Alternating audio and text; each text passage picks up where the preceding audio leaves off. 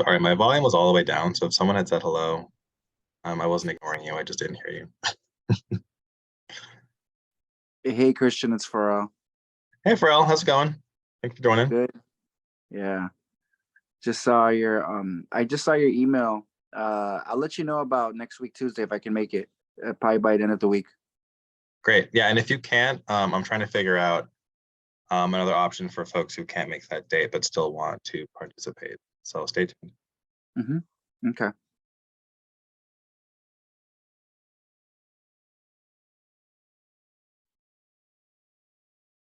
Hello, this is Love Betancourt. How's everyone? Hi, thanks for joining us tonight. How are you doing? Thank you. Can I change? All right, I'm gonna just have this little icebreaker on the screen for now. Just so that we can get to know a little bit about who's on the call and introduce yourselves to each other. Can you say your name and who is your perfect paddle partner for a canoe trip?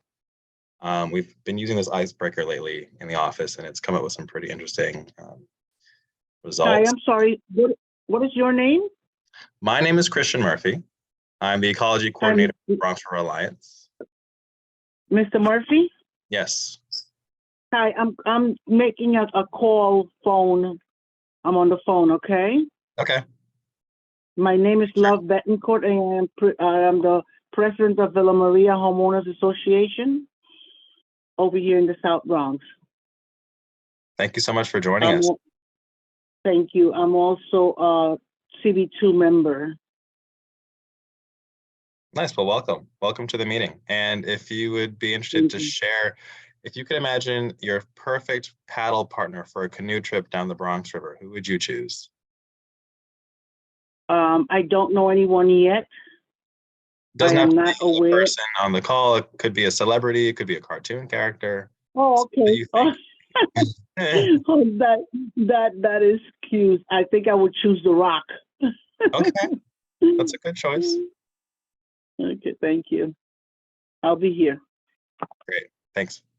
Pharrell, I'm going to kick it to you. Do you want to introduce yourself and say who you are?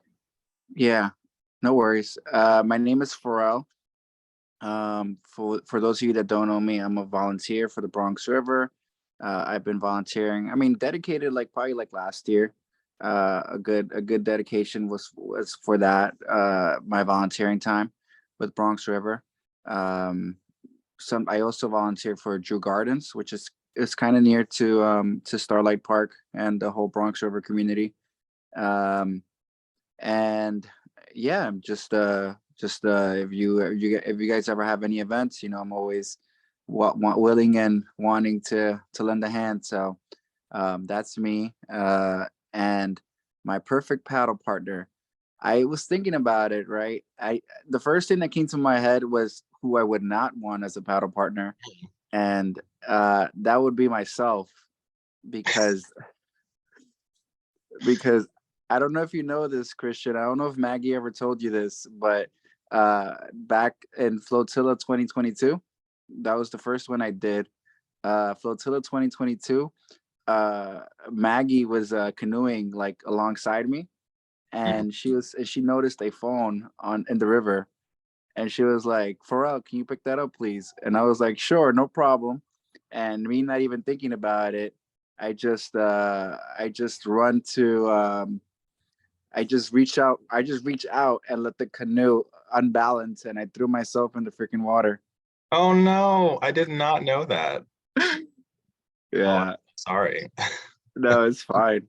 It's a learning experience. So, and we got the phone, so that's what it was important. So yeah, I wouldn't want myself as a paddle partner. Probably would want one of my dogs as a paddle partner. Okay, that's a good choice. Pharrell, can you pass it to someone else on the call to introduce themselves? No problem. And I'm getting a call right now, so I might just drop for 2 minutes, Sure but thing. I'll pass it to Elliot. Hey everyone, My name's Elliot Nagel. I'm the director of the Thane Family Forest at the New York Botanical Garden, also co-chair of the eco team. Who is my perfect paddle partner? I would say probably anyone from the Bronx River Alliance. Someone that, knows a lot about the river, that could, tell me about projects that are going on as we're going down the river. So that's what I would say. Probably you, Christian, but I didn't want to be too cheesy. Okay, I mean, I've never capsized a canoe, so I'll say that much. Nice. Not accidentally, at least. Nice. Oh, and I'll pass it on to, has Katie already gone? She's not. There you go. I have not. Hi, I'm Katie. I'm a professor at NYU, but I've been doing some annual visits to the Bronx for a decade now, and Christian and Elliot have both been completely instrumental in making all of that happen. Now, all right, first I was going to say my dog. So I was totally with Pharrell on that because Ruby would be fantastic just to take it all in. But then I started to wonder what would happen if she saw a squirrel, and all of the, the compounding things happened in my head. I was like, Elliot, you have a great idea here. Maybe it should be Christian instead because I'm not wanting to get wet right now. So anyway, I'm just completely not original. That's okay. And with that, I will then pass it to Todd.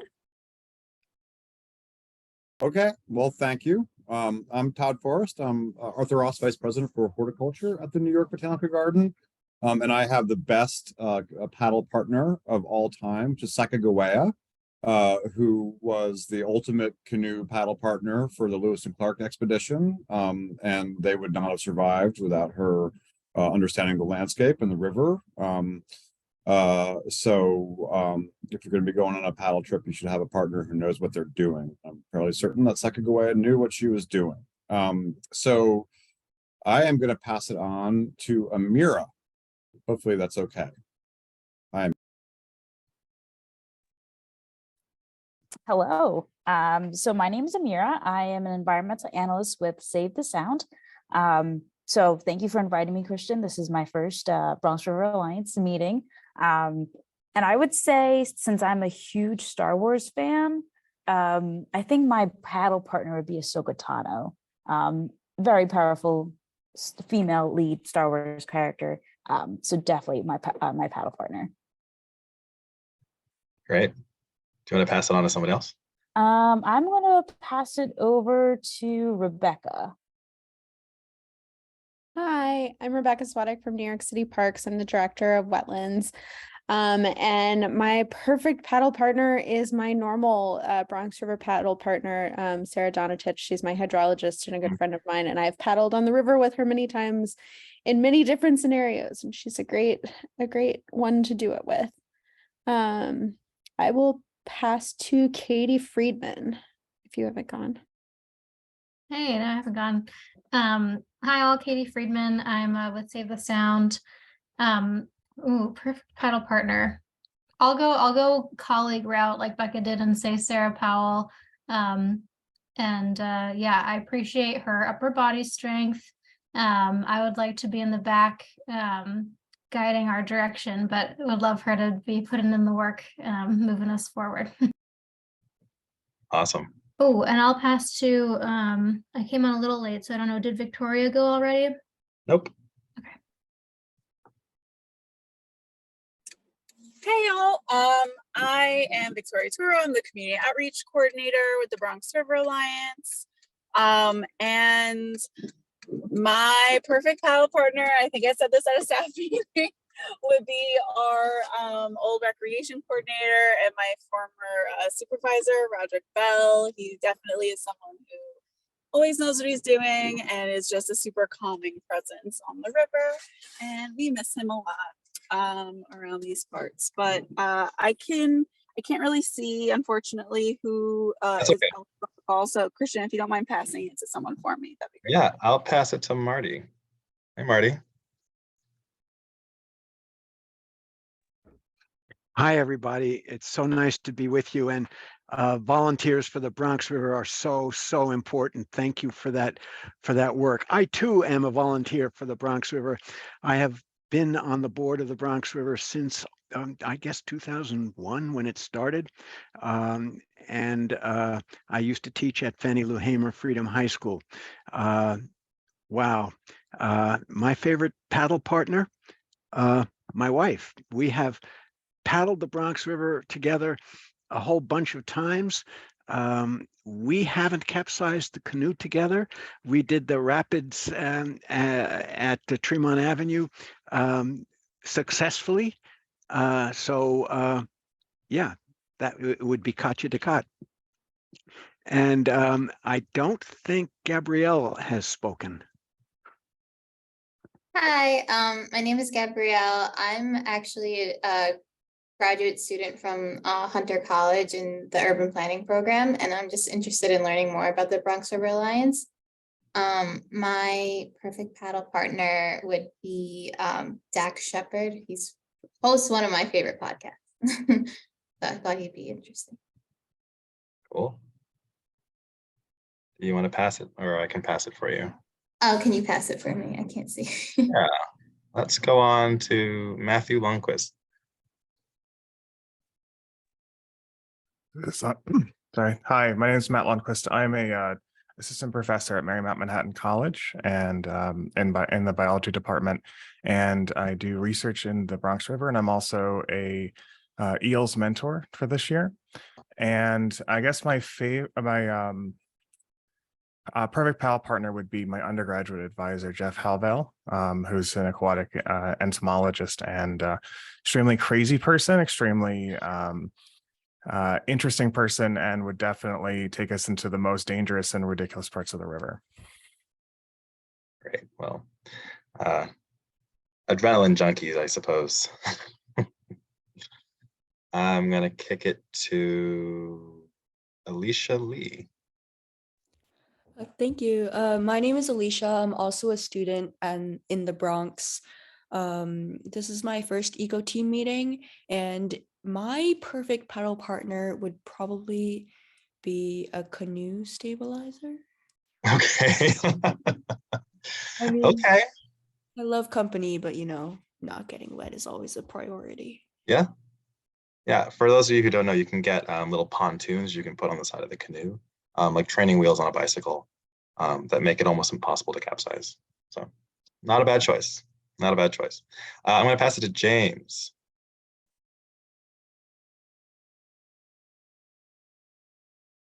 James, if you can hear us, please feel free to unmute and introduce yourself. Okay, found the unmute button. Yes, hi, James Bowers, just a interested citizen. Seen some of the lovely work that has happened along the river, and just very impressed and was interested to hear more about it. I suppose I would pair myself with a naturalist if there was one available, or a historian. I read Mr. DeVillo's book, and it was very interesting, and enjoyed it. So that would probably be the ideal for me. Great. Yeah, Stephen DeVillo is always an excellent choice. He's literally a walking textbook. He's several walking textbooks. Yes, fascinating, interesting stuff. Very cool. I'm going to pass it to Rob Frawley. Hi. Hey, so I'm Rob Frawley. I'm with BioBus. Do a lot of work in Manhattan in the waterways, but also in the Bronx. I'm also an adjunct at Marymount College, but I teach a night class, so I don't know if Matt's ever seen me around the office, but hi. My perfect paddle partner, I was thinking like Kenny G, or there may be someone who plays like Spanish guitar, but just like really nice, soft music to go the whole way. That's what I'm thinking. Okay. I like that. Some mood setting. Yeah. Cool. Roberta. Hey everyone, my name is Roberta. I'm originally from the Bronx, but I've been volunteering with the Maple Street Community Garden in Brooklyn for 2 years now.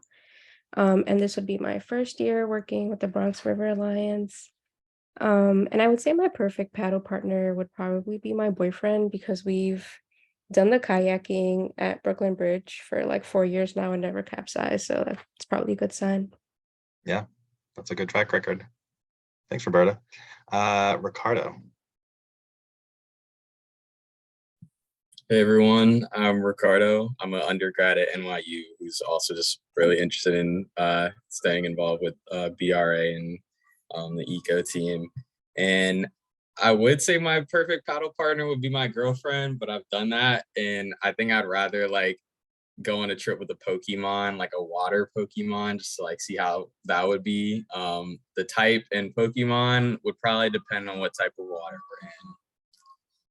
Okay. Cool. Thanks, Ricardo. Am I missing anybody? Speak now or wait till the end of the meeting. Of Can I add to my introduction? course. I am the author of the Bronx River book as well, and you all should know that. Yes. Yes, Marty has written an excellent book on the history of the Bronx River, starting from the restoration days in the 70s. Am I right? No, starting from the farm that Jonas Bronk had in the 1600s. It's intentionally goes back what is that, 400 years, and does a review of the clean river to the 1800s, and then the open sewer at the end of the 1800s, and then yes, it picks up the amazing cleanup that started in the 1970s. Awesome. Thanks, Marty. Do you think you could put that on the chat, Martin?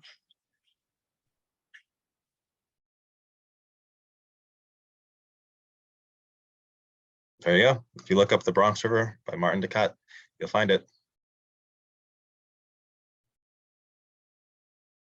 And I can share this at the end of the meeting if you want to. I'll put it in the chat. Thanks, Marty. Okay, so once again, my name is Christian Murphy, pronounce he, him. I'm the ecology coordinator at the Bronx River Alliance. My perfect paddle partner, I'm gonna have to double up with Victoria's answer, would probably be our former recreation coordinator, Roderick Bell.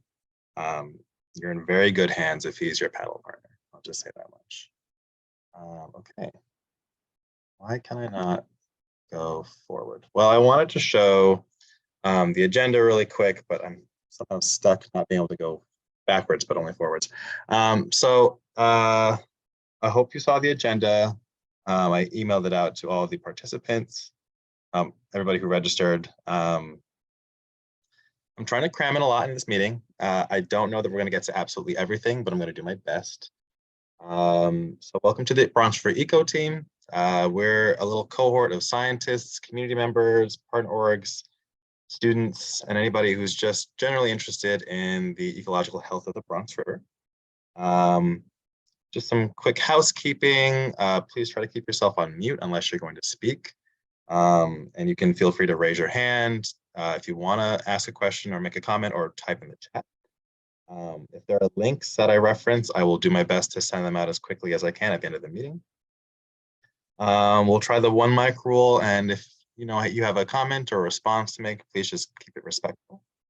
We're coming up a little bit on time actually already, so I do just want to kick it to Katie Schneider-Palantonio, who is the professor from NYU, who's been visiting the Bronx River for many years. So Katie, if you're ready, if you have your own slideshow, I can stop sharing. You can share yours. Can you allow me to share? I can. Thank you. So a disclaimer while we're getting that set up, I live on Long Island, so I don't get to the Bronx nearly as often as I would like. All right, let's see here.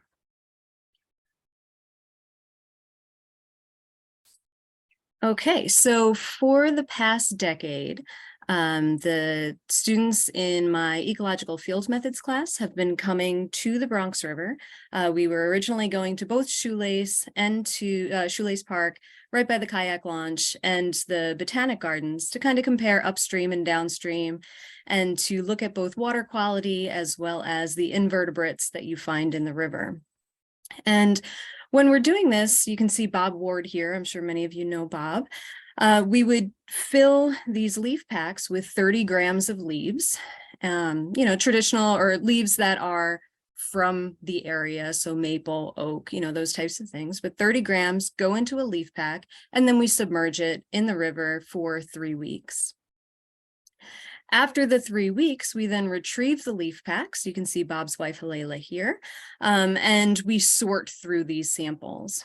So we remove all of the leaves. You can see students working with Halela, and they're all pulling out these invertebrates. We can then sort them, and it gives us a really good idea of what life is like in the river. And it allows us to think about, well, which of these species are sensitive to pollution? Which of these species are tolerant to pollution? And that, combined with the water quality data, lets us know a lot about the health of the ecosystem.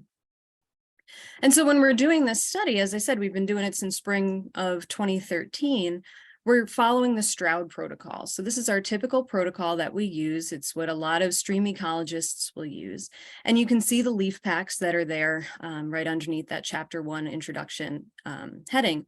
But what you can see is that these leaf packs are made out of plastic. And so they are those pretty much just the onion bag, the onion mesh bag that's on your countertop, right? That plastic mesh. And so what we were finding was that oftentimes these plastic mesh bags are lost. You know, it's a very flashy stream, and if it's not tied on right, or if, you know, something comes and clogs the river and then breaks it through, we're contributing to the pollution inside the river. So doing the exact opposite of what we're trying to do by learning more about ecosystem health. So that came to, so we started to design this project called Mitigating the Impact of Scientific Inquiry on Plastic Pollution, Reapproaching These Methods for Sampling Aquatic Macroinvertebrates. And so my undergrad student, Rafael Baez, who's a senior in biology, is the primary person that's doing this research with Gaia Moreno and Bob Ward. And so I just froze, there we go. So what Rafael did was started researching what types of sustainable and biodegradable alternatives are there to plastic. And so he thought about different options that we could use, as you can see in this figure here, coconut, jute. There's a company called BESE that produces both cellulose mesh, seen the third one in that image, and then that pinkish red, which is biopolymer, the fifth from the end. And that cellulose is made from, it's 100% beech wood from thinning EU forests. And then biopolymer is also slated to last a little bit longer, but it's also made from organic materials. There we also see cotton, and then at the very end, you see the plastic mesh alternative. And so this is just that company that's promoting using these types of alternatives, but mostly for like oyster restoration, or, you know, restoration or stability purposes. But it hasn't been used in this purpose to our knowledge. And so we took all of these different alternatives. You can see Bob, Gaia, and Rafael there filling up these leaf packs, again, using that 30 grams of leaves, and then we put them into the river. So while we're there, you can see us here at Shoelace, submerging those bags, also collecting water quality, and then removing the bags and sorting them, going through and pulling out those invertebrates. Here are some very preliminary data that you can see here. This is just looking at the number of species that are found, or also known as species richness. So it's not taking into account abundance or identity in any way, but that you can see the biopolymer, the jute, and the plastic are all getting about the same number of invertebrates compared to the cotton or the cellulose options, which actually degraded really quickly when we put them in, which is a good thing, but maybe not necessarily as effective for our purposes. So again, our goals here are to find this alternative to plastic that's durable, that's portable, that's long lasting. Maybe we could reuse it. That's also affordable. When I first bought this box of plastic, it cost me, $10 for 300 or some ridiculous number. So we also want something that's going to be affordable that school groups could be using, because this is a very, this is frequently used in the curriculum. And of course, we want it to be effective for monitoring ecosystem health. So that's just a little bit about what we've done so far. So again, those preliminary data come from our round 1 and 2 of sampling, which we did. We planted the bags on October 8th. We pulled them November 4th, went back November 4th, planted them again to pull out December 4th. We just went out March 4th, so last weekend. You can see Raphael here in the Bronx River. The water was really high. You can see also those really cool gloves that we got that go around his back so he could go down into the water, because we were traditionally using those shorter gloves and they just fill up with water. And when it's really cold, not very comfortable. So this was a cool first run of this.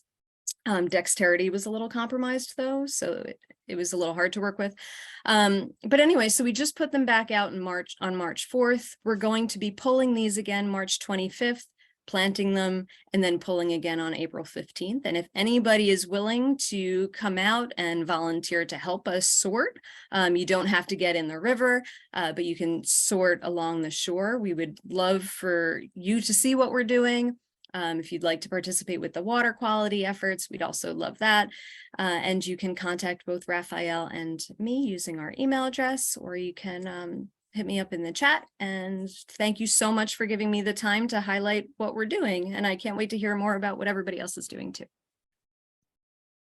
Thanks, Katie. It's a great presentation. And thank you for inviting us to actually join you in the field and take a look at the cool critters that come out of those leaf packs.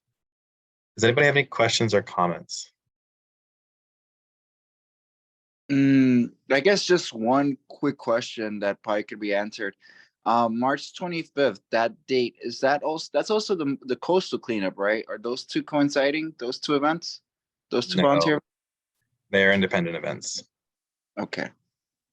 What time is the coastal cleanup? Hi, this is Victoria.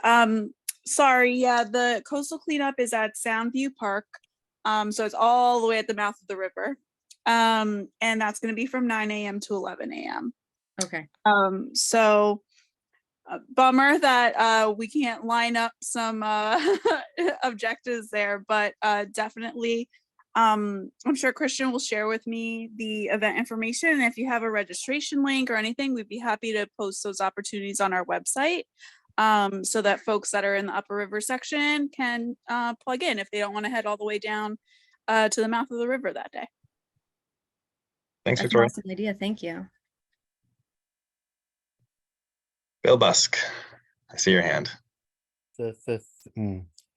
Thank you for calling on me, and thank you, Katie, both for sharing the info on the presentation, and thank you for you and obviously many others who for what you the activity you did.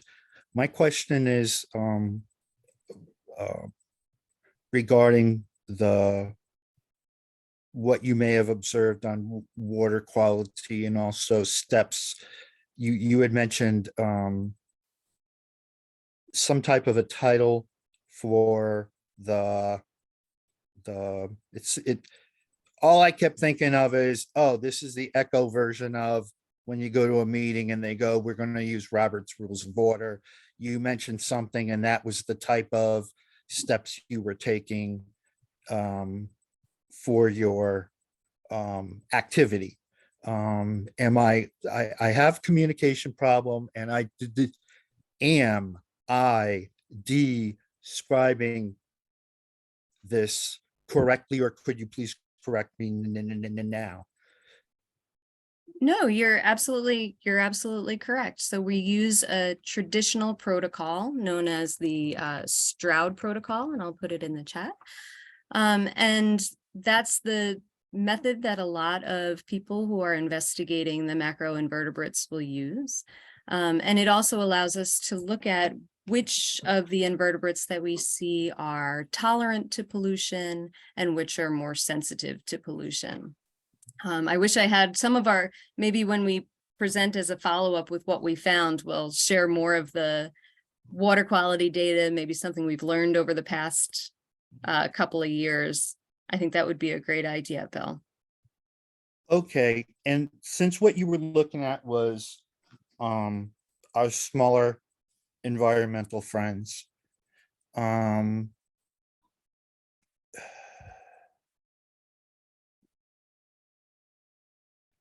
were you able at the moment, or do you anticipate in the future to be able to see who are the invasive things you're finding, who are the I believe there's certain types of bacteria, microorganisms. Some microorganisms increase in the river, from what I've been told by people much more knowledgeable than me.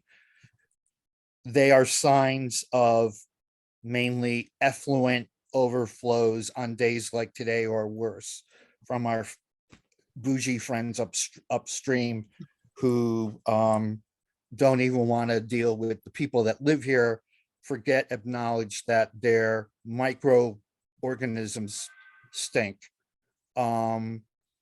Is your testing showing anything about those issues, or is that a future step?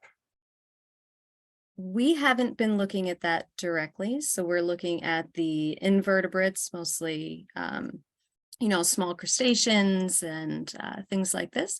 But I think Like Christian, glass seal, I'm sorry.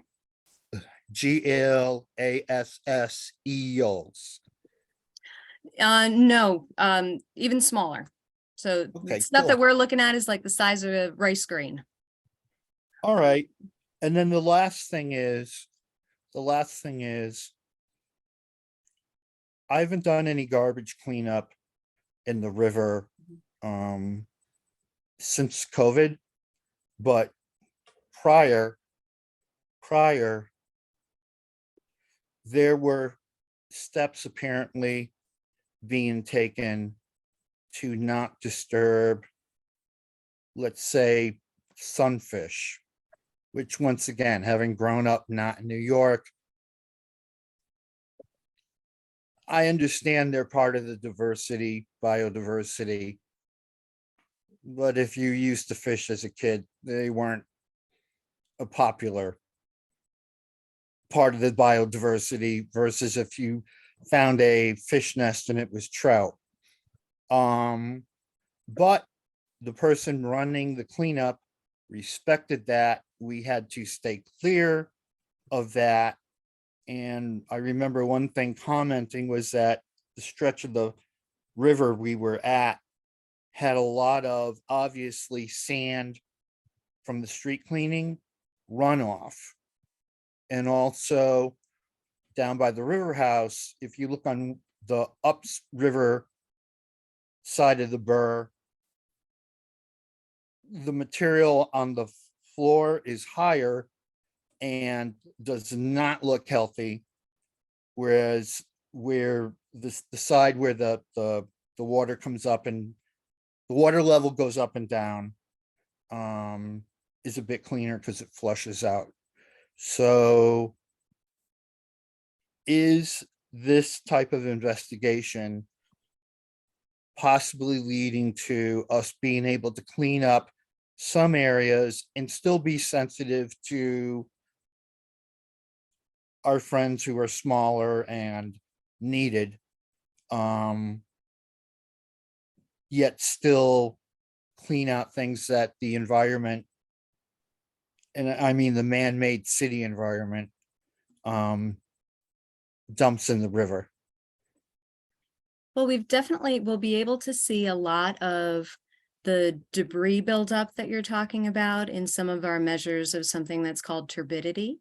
You called that like silt, and the sand and the things like that are classified as debris.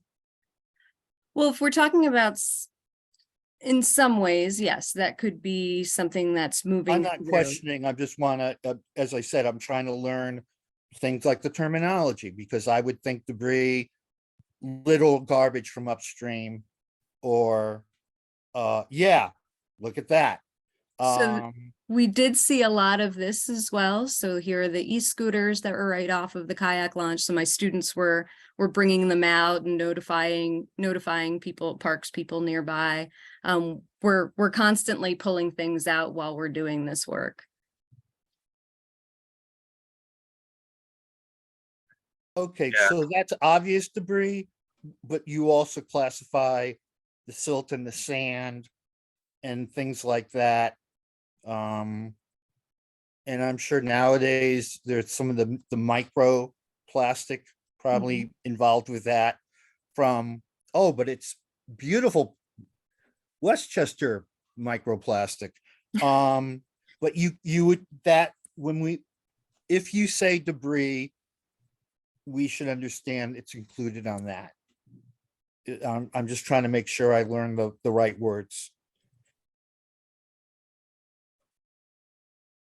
So is okay. I think that you can have kind of debris of a natural origin that's been moved into the area, like the sand and silt that's been kind of choked and then moved forward. But you can also have the human human contributions. So so to get back to the last question, the work you're doing, would it possibly pave the way for us to be able to not disrupt all the habitat, or once again to refer to the glass seals?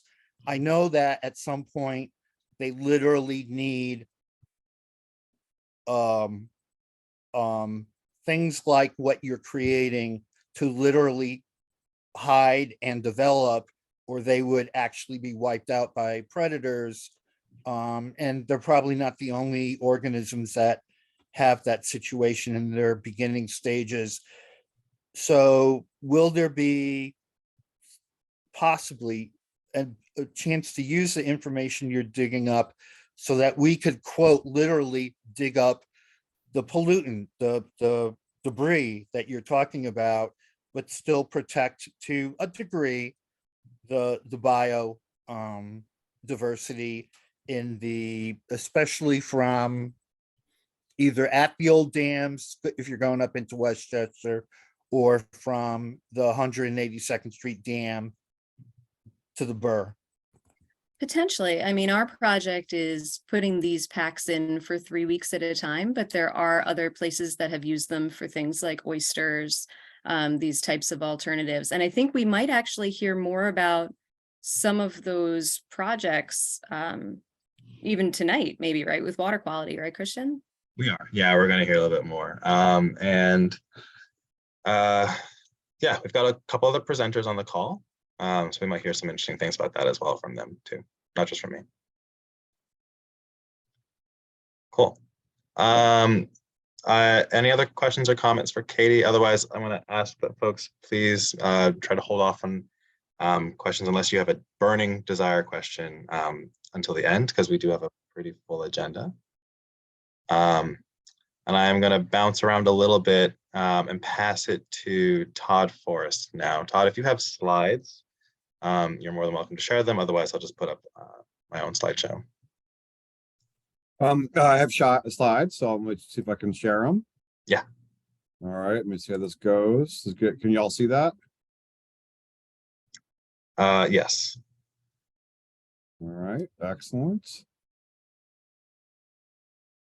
Still see it? Yes. Great. All right. Well, again, hello, everybody. Again, I'm Todd Forrest. I'm Vice President for Horticulture here at NYBG. And I'm thrilled to be on this call. I'll try to sort of go through my slides pretty quickly because I know that we're running behind. But I was asked to present a little bit on the gardens, on NYBG's strategic planning process, which we're in the middle of at the moment, and some of the early findings from that process, which are focused on the Bronx River watershed. So to begin with, and I probably should have started the slide about NYBG as an institution and where it is. But we're an institution that has been here on 250 acres in the Bronx since 1895. And we pursue a three-part mission of botanical science, research, and education. We try to get people interested in and passionate about nature. So as I said, we're in the middle of a strategic planning process, and that process has been guided by 5 strategic objectives: environmental action, digital impact, Bronx forward, power of place, and management excellence. These objectives, which I won't read just in the interest of time, have guided the thinking of NYBG's 500-person staff as we imagine the garden over a 7-year period. So our planning process usually involves anywhere between 5 and 7 years in terms of the long-term or medium-term outlook. And then we all get together and think about how the garden should change and evolve over that time to better serve its mission as a museum of plants. For this planning process, we've divided our ideas into 2 broad categories. Transformational programs or projects are large-scale ideas that will expand the garden's impact, that respond to those objectives that I just read in a garden-wide way, and take advantage of the garden's unique assets. And the way the transformational project ideas were dreamed up is with groups of people from across different departments and divisions here at NYBG, from our science department or education or horticulture or visitor experience or finance. The goal of the planning process was to get everybody as involved as possible. We also did a foundational planning process, and that was more looking at kind of day-to-day operational needs within the institution. So for example, horticulture, the division that I run, was looking at how we can, what equipment we need to get over time to take better care of the garden, how we can keep the garden beautiful, but do so in a more sustainable way, and so on and so forth. So every kind of department and division across the garden kind of looked at their operations and thought about how we could optimize them over the next 7 years. So between transformational and foundational planning, the garden came up with 90 foundational ideas and 42 transformational ideas for a total of 132 programs. And I think if we did the math, it would have cost, something on the order of $1 billion over time. So since those ideas came through, we've been sort of winnowing through them to try to figure out which ones align best with the garden, which are possible, and which we can pursue in a real way. So it was interesting through the transformational planning process, and this slide shows 2 of the posters that transformational groups put together to present their ideas to the larger organization. And these posters and these transformational ideas, many of them focused on the Bronx River. Of course, that makes sense given the fact that planning, the objectives included environmental action and being Bronx forward. But it became clear through the planning exercise is that the NYBG staff, around 50% of whom live in the Bronx or from the Bronx, that the garden, that our staff really loves the Bronx River and loves the nature in the garden. And it's hoping that as an institution, the garden will do more in support both of nature broadly, but of nature more specifically, and most specifically through the Bronx River. Very exciting. Of course, Elliot is on the call, and Elliot is the director of the Thane Family Forest, our 50-acre old growth forest. And for really since the garden was founded on this site in the 1890s, and the garden was founded on this site in the 1890s because of the 50-acre old growth forest. It was then called the Hemlock Grove, and the Bronx River, which in the late 19th century were considered to be New York's most beautiful and most important natural areas. And since the garden has been on the site, we have protected the forest and protected the Bronx River pretty well. But in the past 20 years, we've been embarking upon an active program of ecological restoration in the forest. And here's a picture of a former forest staff member planting some native shrubs right along the banks of the Bronx River. So we've been taking really great care of the river within the garden and the forest and the natural landscapes along the river. But it's become perfectly clear after many years that no matter what we do here in the garden, we're impacted by what happens in the Bronx River to our north. And of course, what happens in the garden impacts the Bronx River to our south. So on the left-hand side of this slide, you can see knotweed, the Bronx River banks, wherever it's flat, wherever there's really floodplain at all, is carpeted with knotweed. And the knotweed is the summer version of our floodplain. In spring, we have lesser celandine, which is just popping out as we speak. On the right-hand side of the slide, you can see another gift we get from Westchester, which is a lot of trash which flows down the river. And of course, we were just talking about that before. So no matter what we do within the confines of the New York Botanical Garden, the nature within the garden is impacted by the Bronx River. And this summer, that was really driven, this past summer in 2022, driven home when there was a fish kill due to a pollution event during a low water moment in the summer. And literally hundreds, if not thousands, of brown bullhead catfish and white suckers and sunfish and pumpkin seeds and bluegills of all sorts floated down into the river and ultimately got caught up in the old stone mill dam in the river. So those are long-term commitment to the health of the river, our ongoing ecological restoration of the forest along the river, and our institutional interest really from every kind of corner of the New York Botanical Garden in being more proactive in terms of serving the larger environment in New York City and beyond, has led to the idea of the Bronx River Watershed Initiative.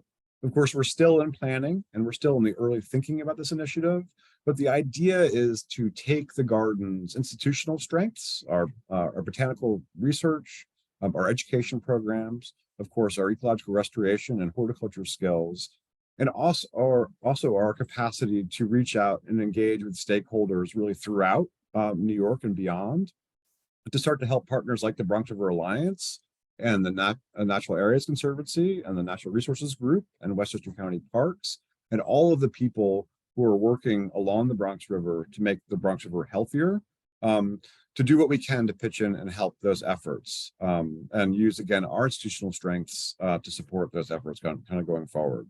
So the early ideas are to serve as a convening organization. We're lucky that we have a big, beautiful garden right on the river. We have the Thane Family Forest. We also have a lecture hall and classrooms. So we have the capacity to bring people together.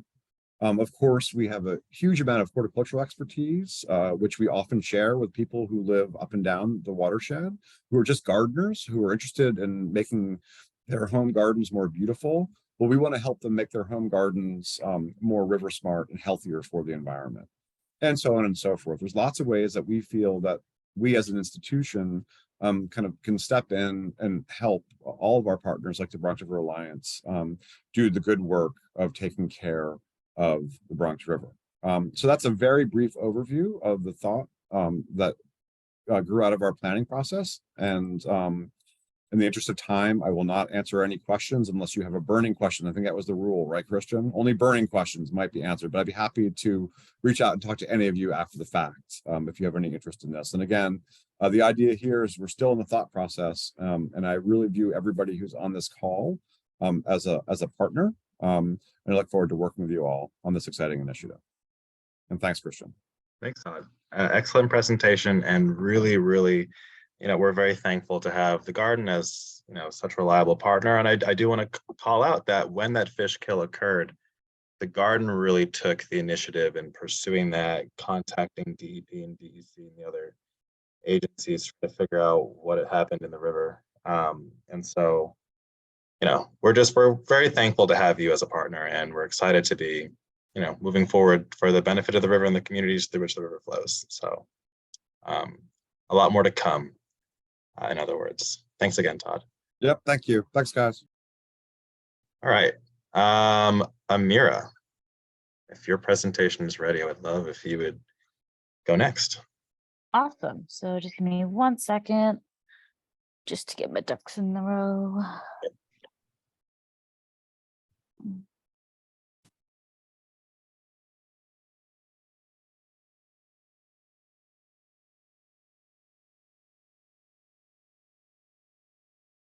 All right.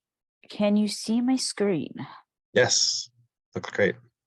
Awesome. Thank you. I also borrowed this picture from your website, so just putting that out there. So good evening. My name is Amira, and I am an environmental analyst with Save the Sound. And again, credits to the Bronx River Alliance for most of the pictures in this presentation.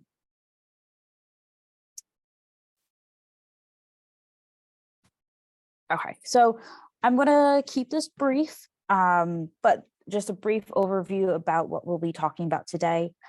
So first will be about the Unified Water Study, and then I'll be going into further detail about the Bronx River and the work that the Bronx River Alliance does for the Unified Water Study. And then I'll be also talking about some impacts affecting the Bronx River and then some solutions, again, just very briefly. And these are just a few photos from the Bronx River Alliance during the UWS season, which actually runs from May to October of every year. So I'm part of the water quality team at Save the Sound. And obviously, as the name suggests, our focus is on water quality and water quality monitoring in the Long Island Sound. So the figure that you see here is the extent of the bays and harbors in the Unified Water Study that we manage. And currently we are at 27 groups. So that extends from the outer regions of Connecticut all the way around the Sound to the North Fork of Long Island. So when I describe the Unified Water Study, so what we do is that we assess environmental health and how our local waters are able to handle fish populations, for example, and also sustain vital aquatic vegetation. So that also includes eelgrass. So there is an abundant amount of data collected by regulatory groups, such as the Department of Energy and Environmental Protection, also known as DEEP in Connecticut, which is funded by the EPA, and the New York City Department of Environmental Protection, as well as the Interstate Environmental Commission. So within this study, we look at recessed areas of the coastline, such as bays and inlets. So the one that I'll be touching on mostly during this presentation is dissolved oxygen, but we also do look at different parameters as well, such as turbidity, chlorophyll A, qualitative macrophytes, which is a more technical term for seaweeds, temperature, salinity in tier 1. So if we go into further detail, we'll look at continuous dissolved oxygen, quantitative macrophytes, which is a little bit more like percent coverage of seaweeds at the bottom of a bay or a harbor, as well as nutrients as well. And as I said before, it is a 6-month monitoring season that runs from May to October of every year.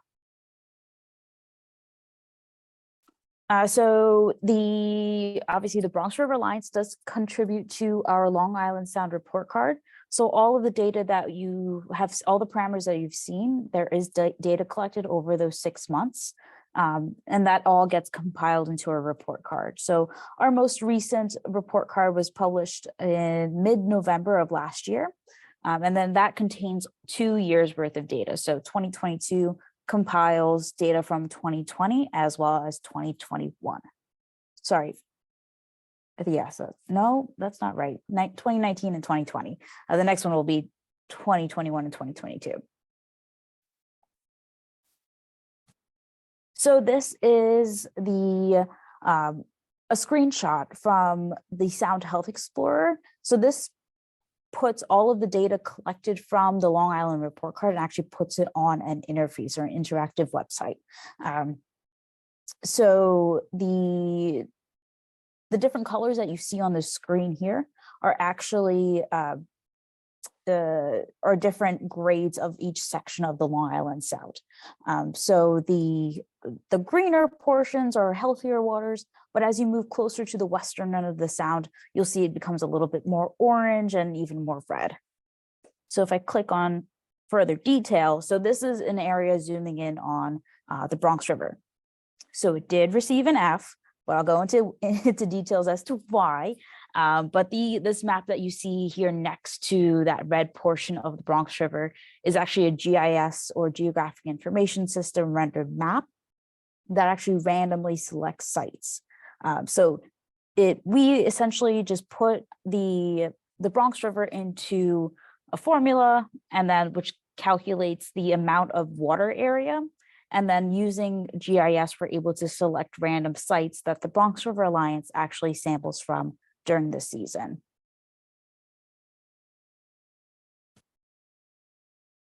So this slide that you're looking at here is actually, if you click on more data on the Bronx River, you'll actually see this portion of the screen where you'll see the challenges that the Bronx River faces. So you can see sewer discharges, stormwater runoff, as well as climate change, which is an overarching issue for everyone. But specific to the lower portion of the Bronx River, we're looking at sewer discharges and stormwater runoff. And then it does break it down to even further, smaller parameters such as dissolved oxygen, and the other parameters as we discussed as well. So the only one that the parameters that they did receive an A in, the Bronx River, was macrophytes. But all the other ones did receive an F. So overall, it did receive an F. So let's look into dissolved oxygen.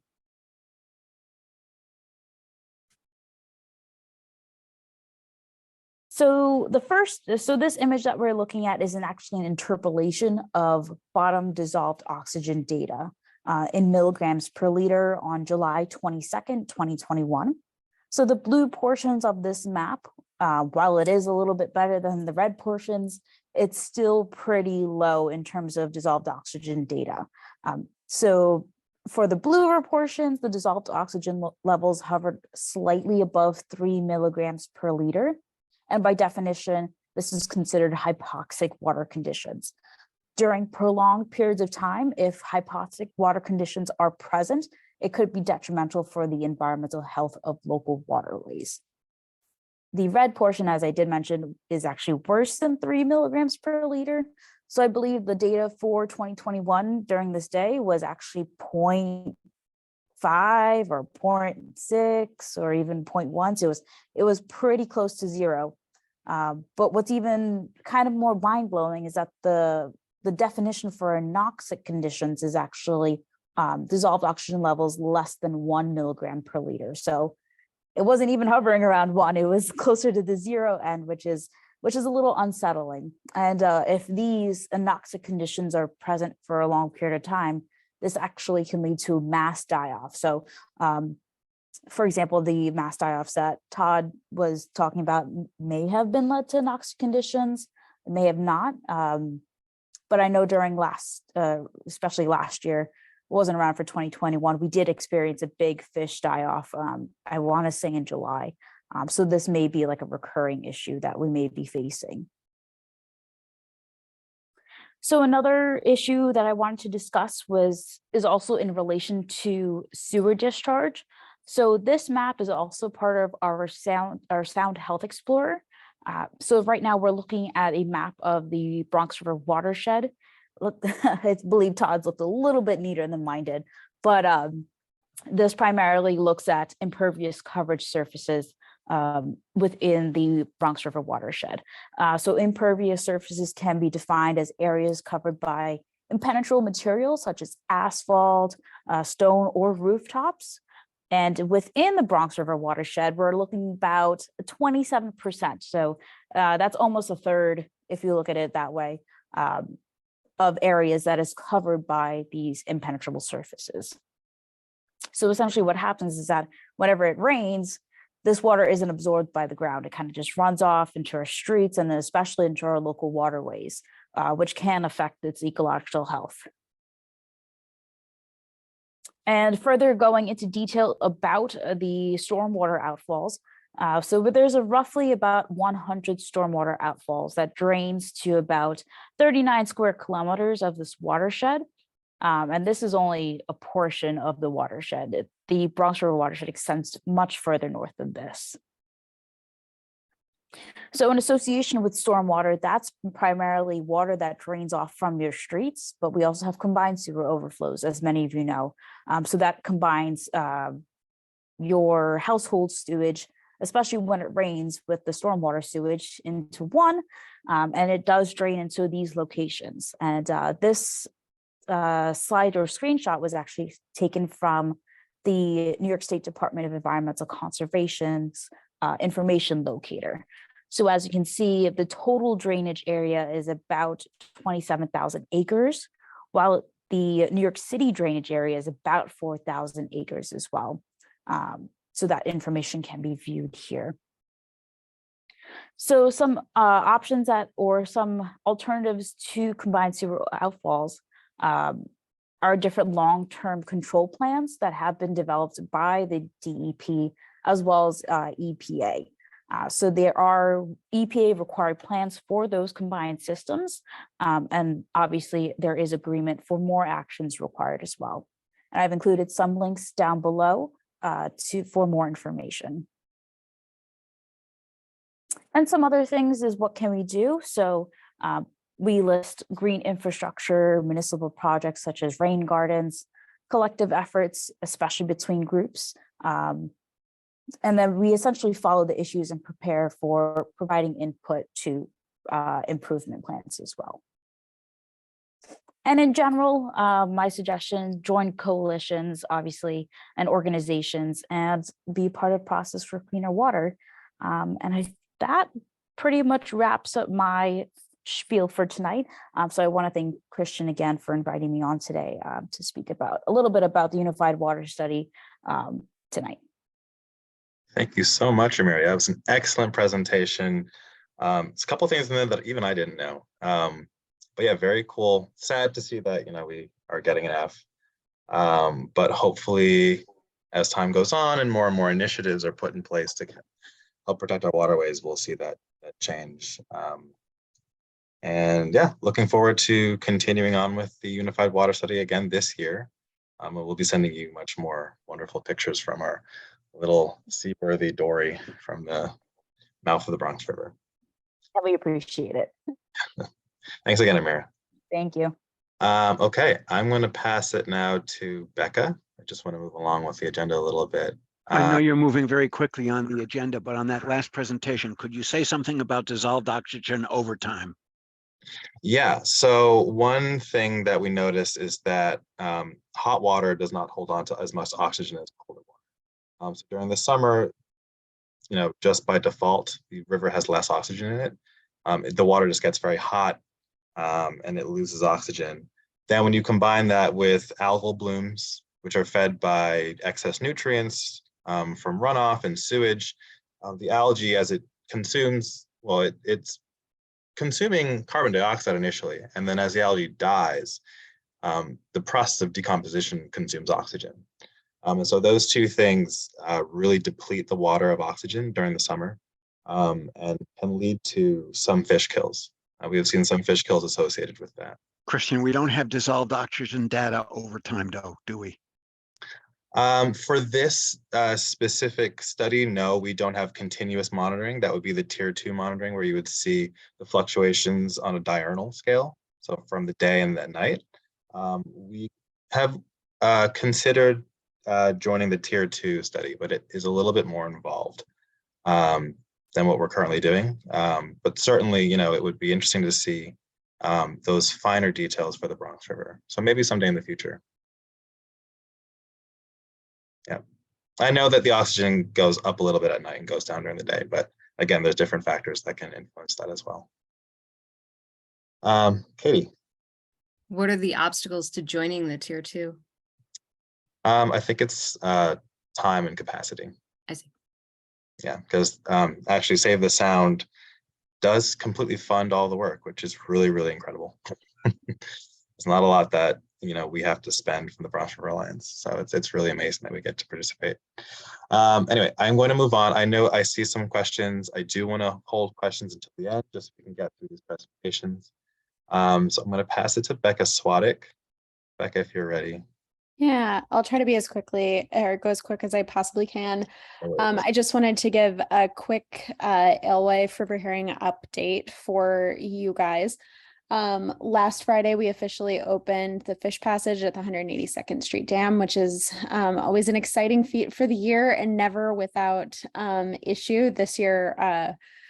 This year, our lock had to be drilled off from the container. So that was a whole feat. It was really entertaining. Thanks to everybody at the Alliance who helped get that free for us. But the fishway is open, the eel pass is open, and we are tentatively planning, very, very tentatively planning to stock on April 3rd. So just want to share that date. And I also wanted to give a quick update from some partner information that we're hearing from partners, which is actually an advocacy sort of request that we will pass along once we have a little bit more information. But we have in particular had really, really poor alewife numbers over the course of the last couple of years. We haven't had a good run since 2019. We had the fishway open in 2020. However, we didn't have any monitoring. And in 2021 and 2022, we had significant camera problems. So we know we had alewife using the passage, but we don't know how many. We know the numbers were quite small, particularly compared to previous years. And this is a trend that's been seen throughout the region. Last year, we weren't even able to stock because they cast in the Peconic River and weren't able to catch any fish. So the runs were, largely quite slow or low throughout the Long Island Sound. Bridesbrook in Connecticut is actually where we used to always get alewife stocked from. That is where we will be stocking from this year again. Their runs are usually in the 200 to 300,000 range. And last year, I'm not even sure they broke 100,000. So it was at least half of what it used to be. And this trend has been seen all throughout the Long Island Sound. However, runs in like Maine, South Carolina are breaking records. They're doing really, really well. And what basically Connecticut Department of Energy and Environmental Protection were able to figure out is that it seems like this die off, poor run, literally die off in Long Island Sound has attributed to lack of moratoriums on trawling. So at this time of the year, the fish are staging and ready to move into tributaries, basically waiting for the water levels to drop right off of kind of the coast of Rhode Island, Massachusetts. And starting in 2020, I believe NOAA defunded a lot of their inspection for fisheries. And additionally, they did not have any restrictions on the amount on trawling. So it seems that we have pretty conclusive information that most of the alewife moving into the Long Island Sound were probably captured as bycatch for commercial fisheries. And that's a pretty significant problem, not only for us, but also just for, all of the wildlife that depend on these fish to run in the Long Island Sound. So Connecticut is working to come up with some advocacy requests that we can submit. We'll be passing along these to all of our partners when we get them. But I just kind of wanted to share that, if you work for, Save the Sound, Bronx River Alliance, whoever you can, but I also encourage you to submit to your other local elected officials from a professional or personal level versus a professional level too. So just wanted to share that sad update, but also maybe good update that we know, what the issue is regional and that there will be put a lot of force behind it. So Thanks for the update, Becca. Do you know, I'm sorry, I was distracted at the very last sort of chunk of that. Is there any current initiatives or bills or memos or anything going forward right now to protect fisheries? Yeah, not yet. So that's what Connecticut's going to be working on. We've been able to sign on to this in the past where we've gotten a letter that we've been able to submit that says, tell Congress, tell NOAA to fund this, tell whomever to fund this. And it's one that it's one of the few that it's actually really appropriate for government to sign on to, which is nice for parks. So we don't necessarily just have to totally rely on elected officials and, the advocacy and support of our partners and community constituents. So that's really great. But I'll pass that around when I have, and Christian, I'll send it to you to distribute. Perfect. Thank you so much. Great.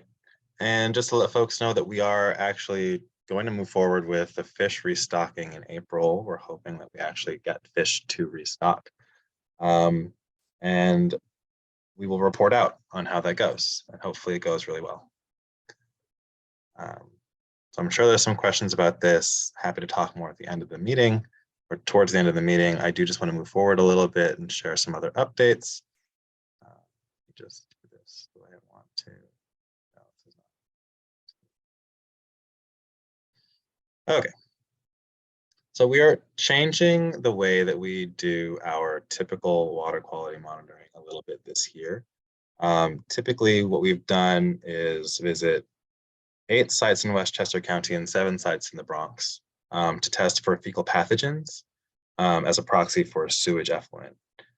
We've done this for 8 years without really changing the methodology or any of our protocols, which is fine. We've got a lot of really great data that we can use to advocate for the river's health. But with an emphasis on public health and an emphasis on actually trying to pressure the county to fix the failing infrastructure.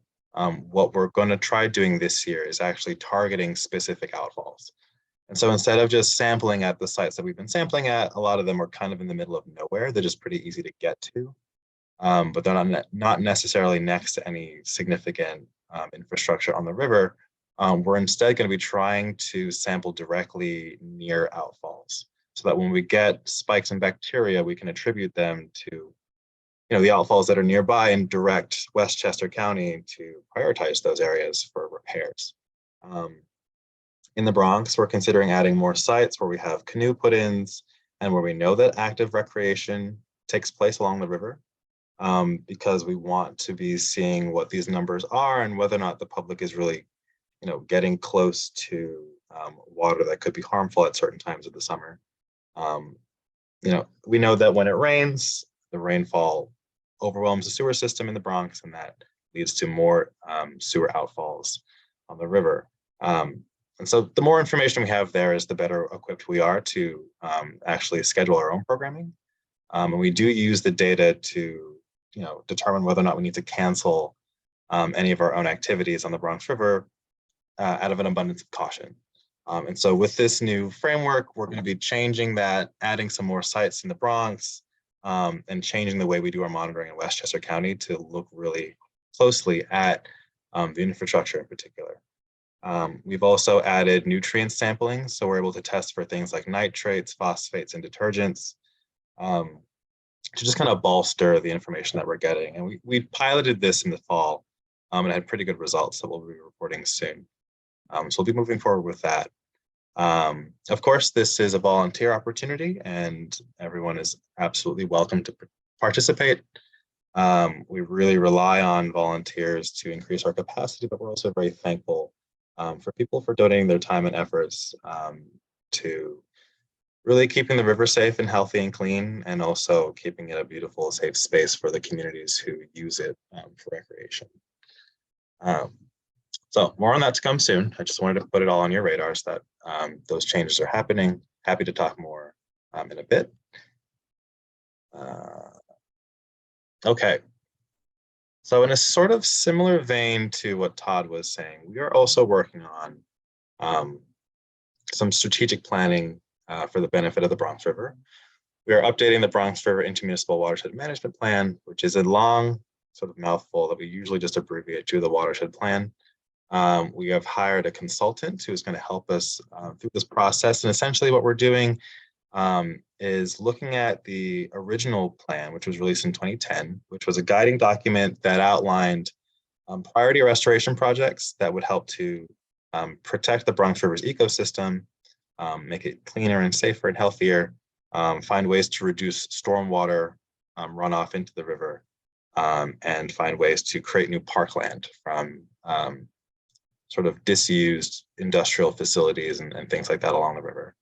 What the original plan did not really talk much about was climate change. And so what we're really emphasizing in this update, 13 years later, is resiliency to flooding, relief from urban heat island effect in a lot of locations across the watershed, and looking at places to increase access to the river. We know in a lot of locations, and especially in environmental justice communities, there is really no safe way to get to the river. There's no green space along the river. And so all these things are kind of combining in certain areas and really, creating a not very nice situation for a lot of our watershed residents. And so part of the way that we're doing this is actually by holding public meetings to get public input. And so our next meeting is going to be on March 23rd in the Point CDC's Hunts Point campus. And so that's a public info meeting. It's open to everyone. You're all welcome to join if you want to be there. We'll be starting at, I want to say 5:30 p.m. on that evening. And so what we're looking for is for folks to share information if they've seen flooding in their neighborhoods, if they've experienced more sweltering hot days during the summer, and if that's a health concern, obviously, for a number of different reasons. And if they have bright ideas for where we can be putting in green infrastructure and different initiatives and things to help protect the river and the community around it. And then in April, on April 11th, we're having another meeting in Mount Vernon to just make sure that we're hitting all spots along the river. Our first public meeting was held in White Plains at the end of February, and that one went really, really well. We had some really great feedback, some good ideas and brainstorming that took place there. So we're hoping for more of the same going forward. And I'm happy to share out more information if folks are interested in learning more about this process.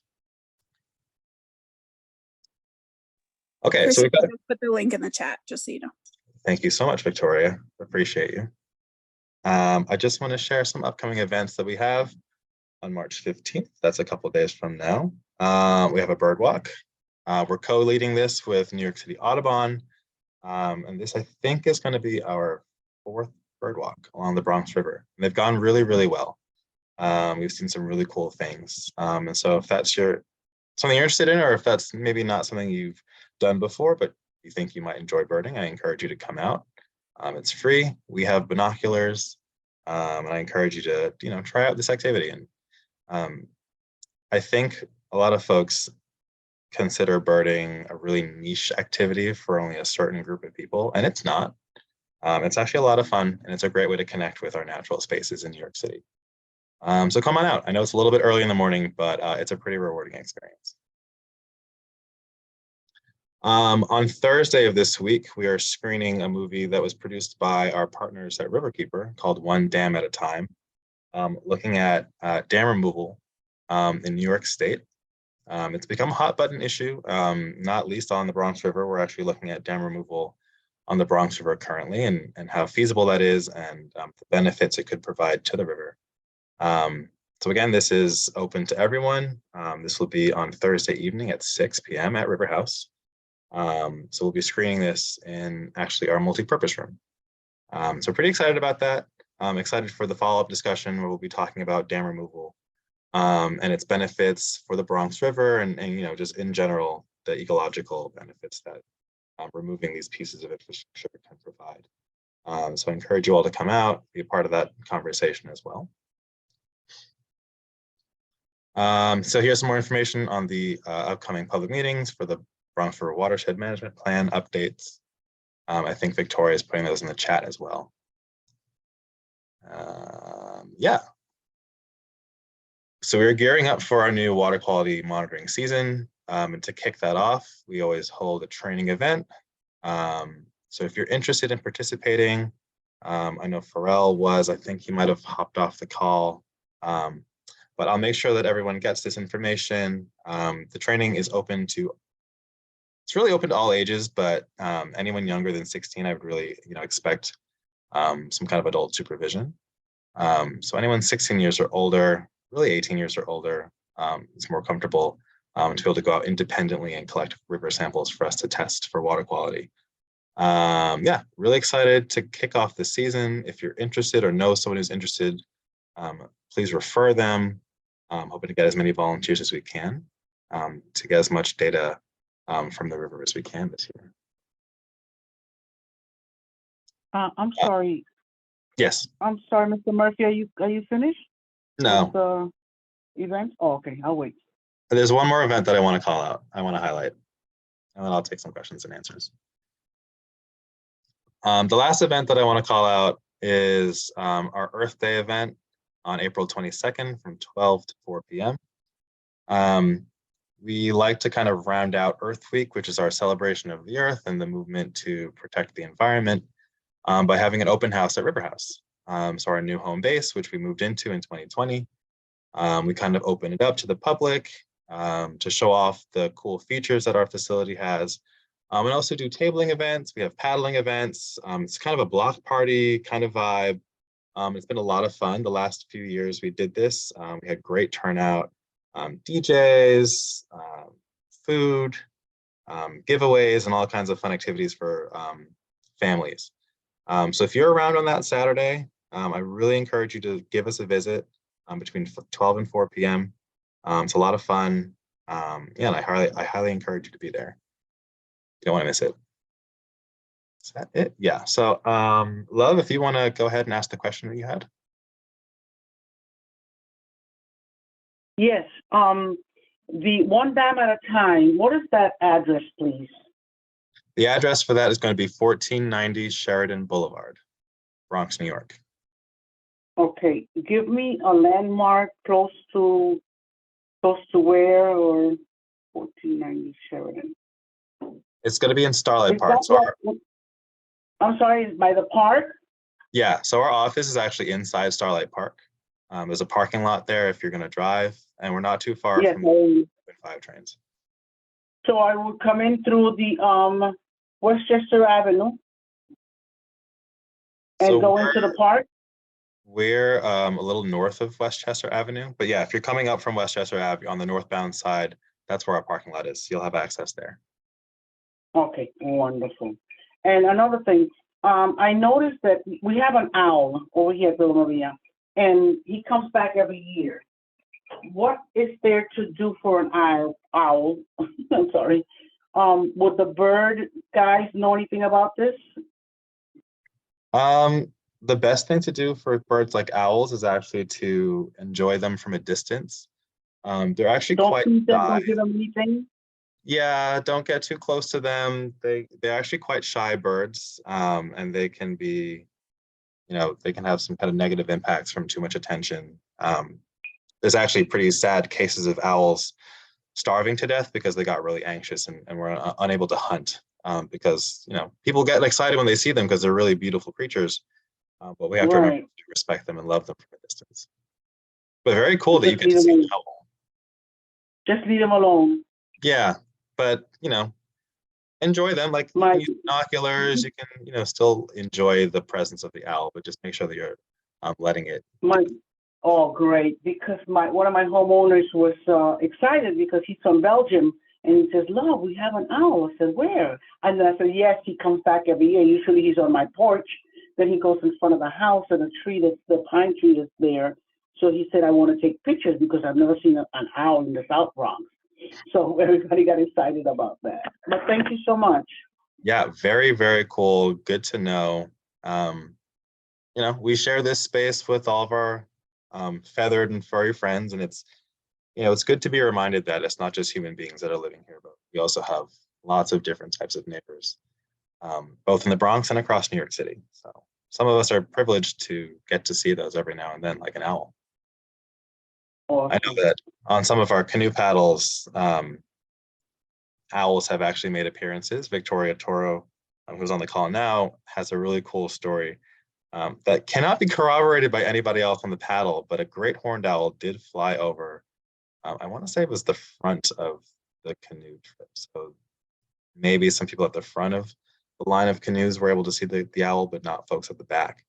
It's very cool. Yeah, unfortunately, it was a school group. So it was like one teacher and 2 students saw it along with me. And we only saw it because it was during the day because it was being harassed by some blackbirds. So they scared it out of wherever it was hanging out. And so it flew across the river. But rare, but really cool. Yeah. Yeah, thanks for sharing. Okay, so I know that folks definitely had burning questions or questions that were not maybe burning so hotly, but if folks want to ask their questions now about any of the presentations that we saw this evening, please feel free. We can also talk about what events and things we might want to see for this year, for 2023, from the ECO team.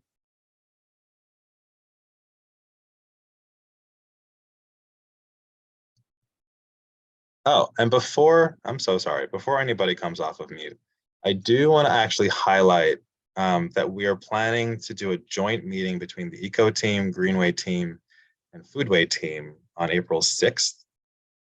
It's also going to be a virtual meeting, but I don't know if folks on this call know there's other teams of the Bronx River Alliance, very similar to this one, who operate in kind of similar ways. And we want all of you to get to know each other. And so we'll be holding that joint teams meeting. You'll get to talk to other folks and hear what other kinds of activities and work is being done along the Bronx River, not just on the ecological side, but also on the Greenway side, which is looking at linking up the Bronx River Greenway along all 23 miles of the river, and some pretty interesting capital projects that are done there, as well as our Foodway. So our Foodway is an edible food garden that exists in Concrete Plant Park. It's the only one of its kind in all of New York City, and it's open to the public 24/7. It's a really remarkable space. And so if folks are interested in either of those other two teams, I encourage you to join us on that day as we all get to know each other and brainstorm some collaborations then. All right, I'm going to stop talking and let some other folks come off of mute.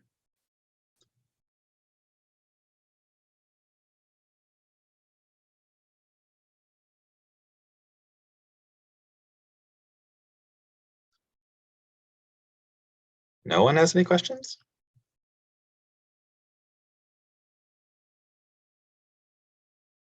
Or comments or ideas? Bill?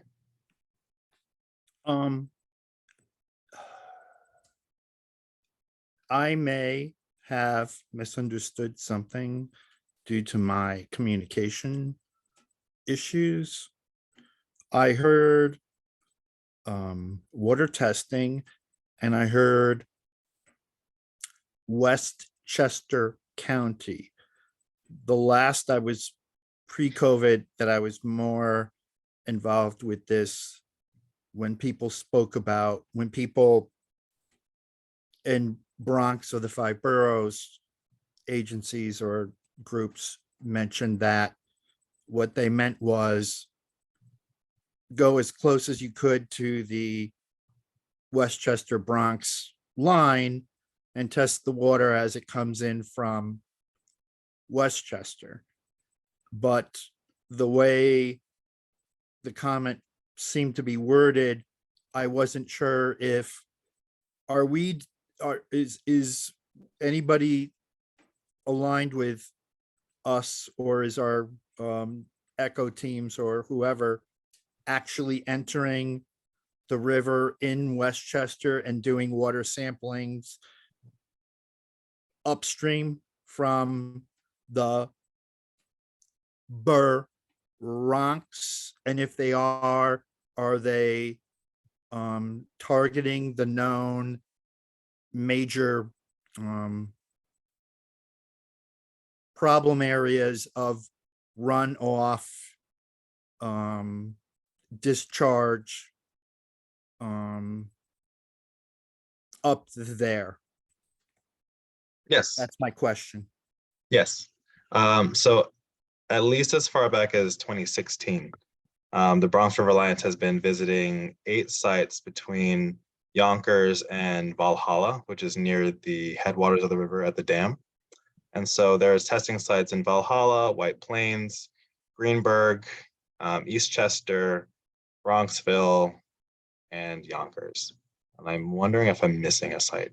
But yes, there's a couple of outfalls, MS4 outfalls that have been sampled at. And we recognize that there's a lot of problems. Particularly, there's one in Yonkers that is always giving out sewage 24/7, no matter what the weather is.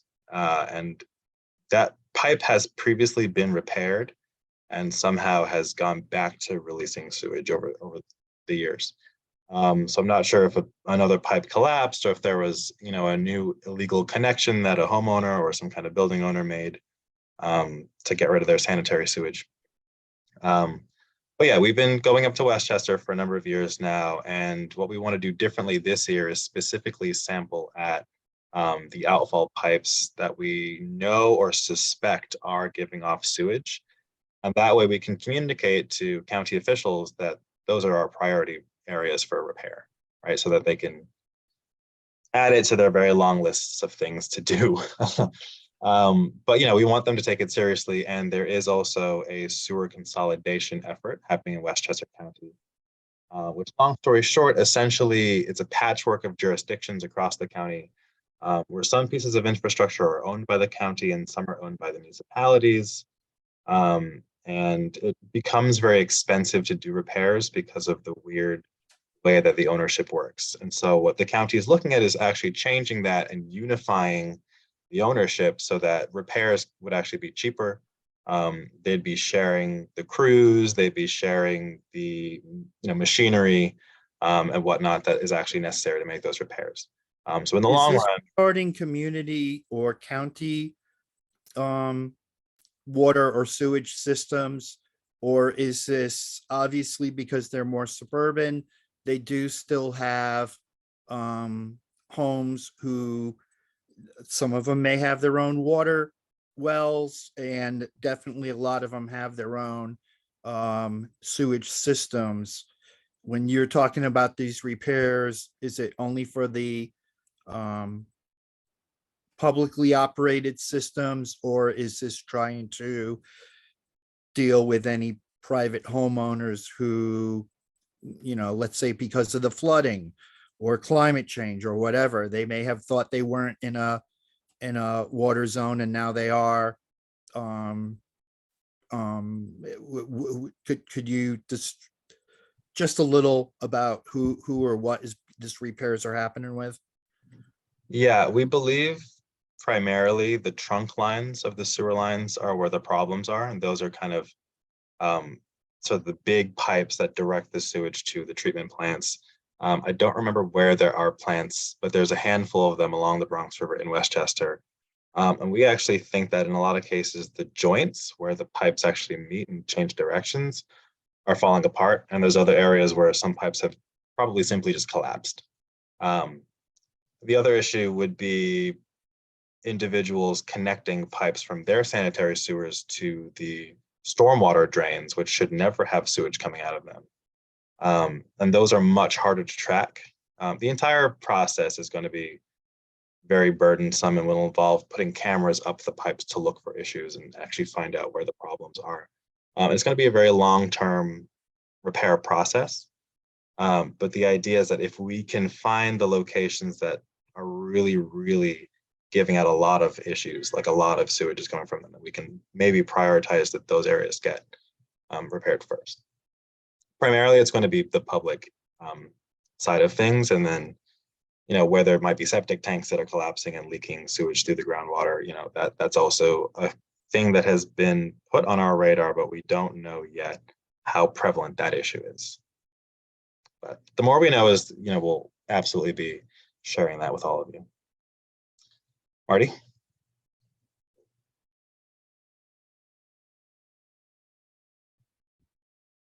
Thank you so much for this really interesting meeting. I appreciate hearing it. I have the impression that water testing has become much by the Bronx River Alliance. Water testing by the Bronx River Alliance has become much more sophisticated over time. The Save the Sound presentation also has offered some sophisticated impression of the state of the Bronx River. I am wondering two things. What kind of long-term data collection do you have, and what kind of reporting mechanism or public presentation mechanism are you thinking of developing so that long-term river aficionados like me can take a look and begin to understand the incredible progress that's been made, but with the mind of Save the Sound, the incredible amount of work that still needs to be done. Thank you for your work, Christian. Of course, thanks for being here, Marty. And good questions. We have longitudinal data on fecal bacteria going back really to the 1990s. Back in those days, they were testing for fecal coliform, which is a little bit different from Enterococcus, which is what we've been using since 2014. They're not totally comparable, like you can't translate one result directly to the other for reasons that are a little complicated. We know that obviously sewage has long existed in the Bronx River. So really the data that we are using most goes back to 2014 when we made this switch to testing for Enterococcus. The reason is because Enterococcus survives better in brackish water than E. coli. And so it's a more reliable test to see how much sewage is coming into the water. In addition to that, we also have data on some nutrients. We have not ever really done nutrients testing on a regular, consistent basis. So it's not like every 2 weeks we know how much nitrates or how much phosphates and whatnot are in the water. But we do have some results going back to the early aughts. And certainly we would like to do much more regular testing for nutrients to know how nitrate levels have changed, if that's in response to gardening practices where homeowners might be using specific fertilizers and not necessarily being conscious about how that impacts their local waterways. And things like stormwater runoff, salinity from road salt, we've got bits and pieces of that data, but nothing on the likes of the Enterococcus testing.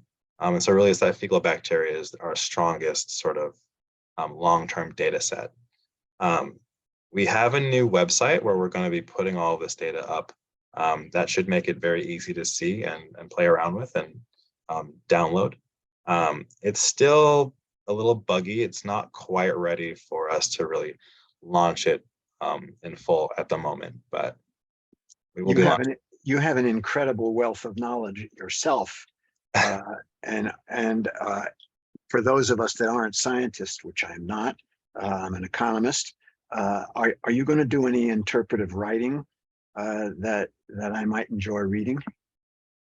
Yes, we are planning on not only regularly sharing this information via social media, but also easy to understand what we call one-pagers that kind of break down the information with some visuals and graphs to make it easier to understand, what it is that we're seeing and what it is that we're trying to change about the pollution entering the river. So those have not been updated for quite a long time. The last time that we really did a big publication was actually 2019, before the pandemic. So it's high time that we dusted those off and gave them an update. But yeah, I would love to compile all this into some kind of easy to understand, but detailed report. And previously, we used to report to the Bronx River Advisory Board, which was convened by Westchester County legislators. And that body has not met for over a year now. That was our easiest conduit to get that information out to Westchester. So now we're having to think a little bit more creatively about how those folks are getting this information. Thank you. Yeah, thanks for the questions. And of course, thank you for your support over all these years. I know we're a little over time, and I want to thank all of you who are here for attending our meeting this evening and for being either supporters of the Bronx River or for your interest in supporting the Bronx River and its ecosystems.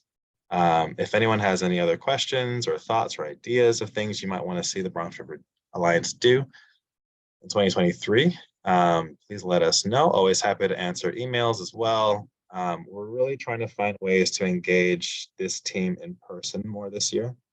So whether that's through bird walks or whether that's through movie screenings or some other fun activity, I would love to chat with you all and see you face to face, not necessarily over my computer screen. So we're going to be brainstorming ways to get that to happen. And if you have some cool ideas, I encourage you to let us know. You can send us emails. You can write us on social media if that's more easy for you to do.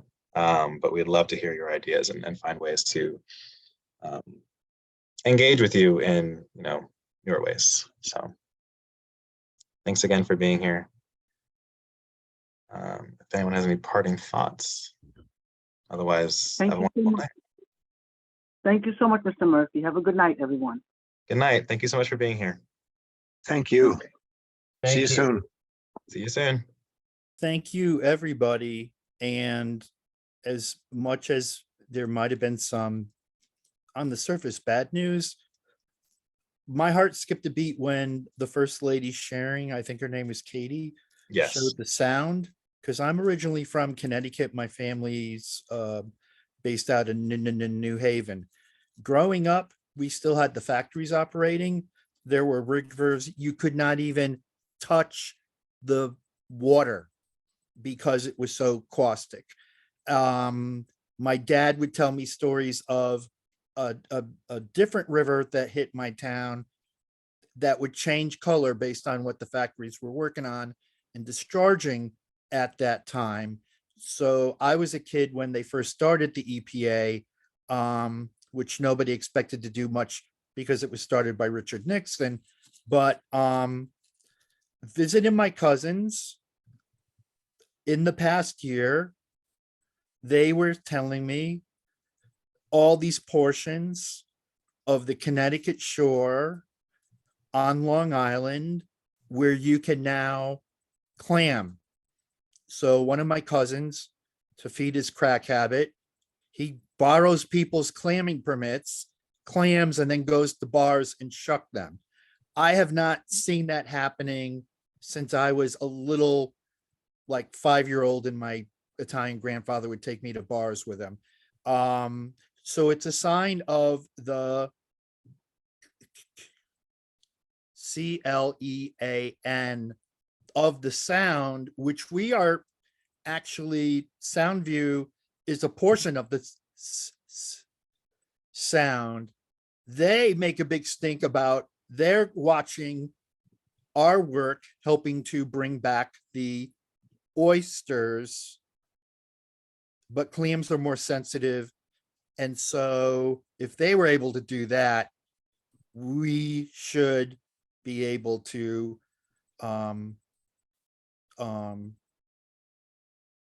I mean, obviously, God bless them.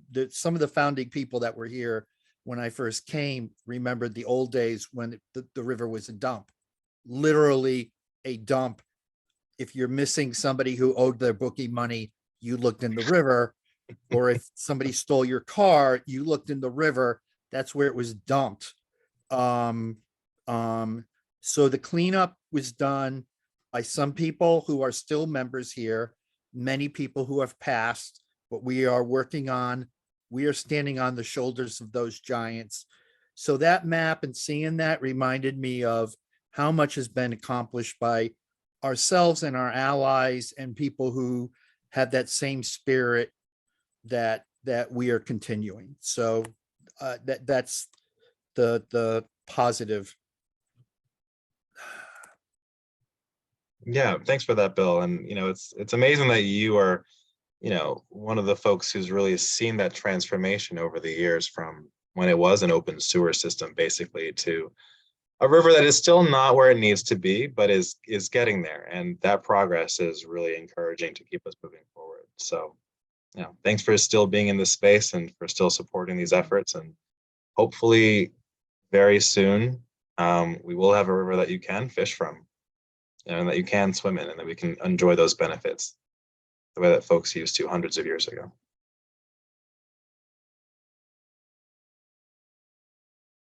All righty.